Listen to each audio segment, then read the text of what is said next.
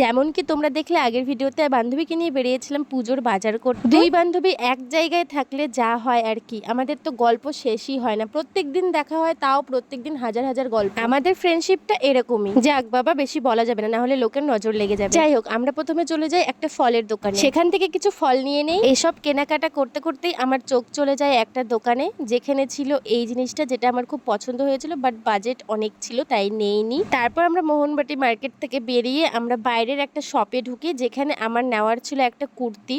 এই শপ থেকে একটা হোয়াইট কালারের কুর্তি নিয়ে বেরিয়ে পড়লাম। আর টুকটাক বাজার করতে করতে আমার এক হাত ভর্তি বাজার হয়ে যায়। কি আর করা যাবে গাইস। যাই হোক, মার্কেট থেকে বেরিয়েই আমরা প্ল্যান করি যে আমাদের পাড়ায় যেই নতুন দোকানটা খুলেছে ফুচকার, আমেরিকান ফুচকা, সেখানে যাওয়ার। কিন্তু কি আর করা যাবে, এত ভিড় ছিল, তার কারণে যাওয়া হয়নি আর কিছু খাওয়াও হয়নি। ওই যে প্রথমেই বললাম মারাত্মক গরম, তার কারণে আমার চেহারার অবস্থা। দেখা হচ্ছে নেক্সট মিনি ব্লগে গাইস।